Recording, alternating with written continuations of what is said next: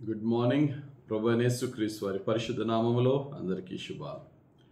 ఈరోజు మన అనుదిన ఆత్మీయ ఆహారంగా తమను తాము క్రైస్తవులుగా చెప్పుకొని క్రైస్తవ క్రియలు లేని వారి గురించి బైబిల్ ఏం చెప్తుందో మనం చూద్దాం. అటువంటి వారి గురించి ప్రభు అంటున్నారు. మత్తయి సువార్త 7:20 కాబట్టి మీరు వారి ఫలముల వలన వారిని తెలుసుకొందురు. చెట్టు ఏంటో దాని పళ్ళ బట్టి ఎలా మనం తెలుసుకుంటామో ఆ చెట్టుకి ఫలించిన ఆ పండ్లు మనం చూసినప్పుడు ఇది పలానా చెట్టు అని మనం చెప్పగలం. ఈవెన్ అన్ని పండ్లు ఒకేలా ఉంటాయి. మామిడికాయలు రకరకాల జాతులు వేరైనప్పటికీ ఆ పండు తింటే ఆ పండు యొక్క టేస్ట్ని బట్టి, ఆ పండు యొక్క షేప్ని బట్టి అది మామిడి చెట్టులో ఏ చెట్టు, బంగినపల్లి లేకపోతే చెరుకు రసాల, లేకపోతే రకరకాల కేటగిరీస్ మనము ఆ టేస్ట్ని బట్టి, షేప్ని బట్టి మనం ఎలా చెప్పేస్తామో, మనుషులు మరి ముఖ్యంగా క్రైస్తవులు మాటలను బట్టి కాక వారి క్రియలు, వారి క్రియలను బట్టి వారు ఎవరు అనేది ఆటోమేటిక్గా బయటకు వస్తుంది. ఇది ఎందుకు చెప్తున్నాడంటే, దేవుడు చాలామంది క్రైస్తవుల్లో క్రియలు లేని క్రైస్తవ్యం కలిగి ఉంటున్నారు. వారి విషయంలో దేవుడు ఎంతో బాధపడుతూ వారి వలనే దేవుని నామము దూషింపబడుతుంది అంటాడు. రోమీయులకు రాసిన పత్రిక 2:24 రాయబడిన ప్రకారము మిమ్మును బట్టియే కదా దేవుని నామము అన్యజనుల మధ్యను దూషింపబడుచున్నది. ఎవరో అన్యజనులు యేసుప్రభు అంటే ఇష్టం లేని వారు యేసుప్రభు గురించిన విషయాలు వారికి అంగీకారంగా లేనప్పుడు యేసుప్రభుని దూషించడం కాదట. క్రైస్తవుల వల్ల క్రీస్తుకు దోషణ వచ్చే పరిస్థితులు ఏర్పడుతున్నాయి. మనం ఆ విధంగా జీవిస్తున్నామా? పౌలు భక్తుడు అంటాడు, తీతుకు రాసిన పత్రిక 1:6 దేవుని ఎరుగుదమ్మని వారు చెప్పుకొందురు గాని అసహ్యులను, అవిధేయులను, ప్రతి సత్కార్యము విషయము భ్రష్టులనై ఉండి తమ క్రియల వలన ఆయనను ఎరుగమన్నట్టున్నారు. తమ క్రియల వలన ఆయనను ఎరుగమన్నట్టున్నారు. They claim themselves as Christians but in their deeds they literally don't know God.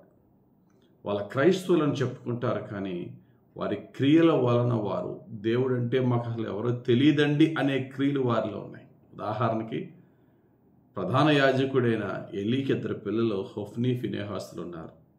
వారు యాజకత్వం చేసేస్తున్నారు, పాస్టర్లుగా చేసేస్తున్నారు. చర్చిలో దేవుని యొక్క ఆ యొక్క మందిరంలో సమస్తమైనటువంటి యాజకత్వం చేసేస్తున్నారు. అప్పటికి ఇంకా ఏలీ కాలం అంటే సమూయేలుకి ముందు అంటే అప్పటికి ఇంకా సొలొమోను కాలం కాదు. కాబట్టి అప్పటికి ఇంకా దేవుని మందిరమే నిర్మింపబడలేదు. అప్పటి వరకు కూడా ఈ ప్రత్యక్ష గుడారాల్లోనే దేవుని మందిరము కొనసాగుతూ ఉంది. ఎక్కడైనప్పటికీ యాజకత్వం చేసేస్తున్నారు. చక్కగా దేవుని సేవకులని పిలవడిపోయారు. అయినప్పటికీ కూడా బైబిల్లో చాలా స్పష్టంగా ఏమని రాయబడి ఉందంటే, వారు దేవుని ఎరుగని వారు అని రాయబడి ఉంది. 1 సమూయేలు 2:12 మనం చూసినట్లయితే, ఎలీ కుమారులు యెహోవాను ఎరుగని వారై మిక్కిలి దుర్మార్గులై ఉండిరి. వారు దేవుడి ధర్మశాస్త్రం బోధించేస్తున్నారు కానీ వారి క్రియల విషయంలో దేవుని ఎరుగని వారై ఉన్నారు. నీ జీవితంలో, నా జీవితంలో బీసీసీ సర్టిఫికెట్ ఉందా? ఇండియన్ క్రిస్టియన్ అండ్ సర్టిఫికెట్ ఉందా? మా తల్లిదండ్రులు క్రైస్తవులా, 4-5 తరాల నుంచి క్రైస్తవులా? ఏది మ్యాటర్ కాదు. ఏంటి మ్యాటర్ అంటే, మన క్రియల్లో క్రీస్తు కనబడుతున్నాడా? క్రీస్తు ప్రేమ, క్రీస్తు పరిశుద్ధత మనలో ఉన్నాయా? దుర్మార్గులై ఉన్నారట. దుర్మార్గులు అవ్వడం వల్ల ప్రతి సత్కార్యమునకు విరోధులుగా ఉన్నవాడు క్రైస్తవుడు ఎలాగవుతాడు? క్రీస్తు యొక్క ప్రేమ లేనివాడు క్రైస్తవుడు ఎలాగవుతాడు? అదే మాట యోహాను రాసిన 1 పత్రిక 2:4-5 ఉంటుంది. ఆయనను ఎరిగి ఉన్నానని చెప్పుకొనుచు ఆయన ఆజ్ఞలను గైకొనని వాడు అబద్ధికుడు, వానిలో సత్యము లేదు. ఆయన వాక్యము ఎవడు గైకొనునో వానిలో దేవుని ప్రేమ నిజముగా పరిపూర్ణమాయను. దేవుని ప్రేమ పరిపూర్ణంగా ఉంటుంది. కాబట్టి దేవుని సత్యము, దేవుని ప్రేమ, దేవుని నీతి యథార్థ క్రియలు ఉండాలా. అప్పుడు మనం క్రైస్తవులు అని చెప్పుకోక్కర్లేదు, ప్రజలే మనలో క్రీస్తుని చూస్తారు. కాబట్టి ఈరోజు అనుదిన ఆత్మీయ ఆహారంగా మనము మన క్రియల వలన క్రీస్తుని చూపించాలే కానీ మనకు మనం సెల్ఫ్ క్లెయిమ్డ్ క్రిస్టియన్స్గా కాకుండా మన యొక్క క్రియలలో క్రీస్తుని చూపించే క్రైస్తవులుగా మనం ఎక్కడ ఉద్యోగం చేసినా, ఎక్కడ వ్యాపారం చేసినా, ఎక్కడ చదువుకున్నా, ఎక్కడ నివసిస్తున్నా చుట్టుపక్కల వారికి క్రీస్తు ప్రేమను, క్రీస్తు పరిశుద్ధతను చూపిద్దాం. ఆ విధంగా క్రీస్తుని మహింపరుద్దాం, కొందరిని క్రీస్తులోనికి నడిపిద్దాం. దేవుడు తన పరిశుద్ధ వాక్యం మన జీవితంలో నెరవేర్చును గాక. ఆమేన్. పరిశుద్ధుడా, ప్రేమ కలిగిన తండ్రి, ఈ ఉదయకాల సమయం మాకు ఇచ్చిన ఈ వాక్యం బట్టి వందనాలు.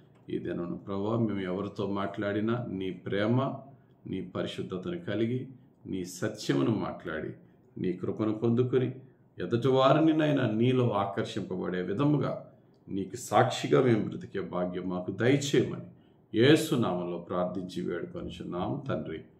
ఆమేన్. తండ్రి యొక్కయు, కుమారుని యొక్కయు, పరిశుద్ధాత్మ దేవుని సన్నిధి ఇప్పుడు ఎల్లప్పుడు మనల్ని నడిపించి దీవించి క్రీస్తును పోలి నడిచే భాగ్యం దయచేయును గాక. ఆమేన్. God bless you. అందరికీ వందనాలు. యేసే మనతో ఉండి మనల్ని నడిపించును గాక. Amen. Have a blessed day.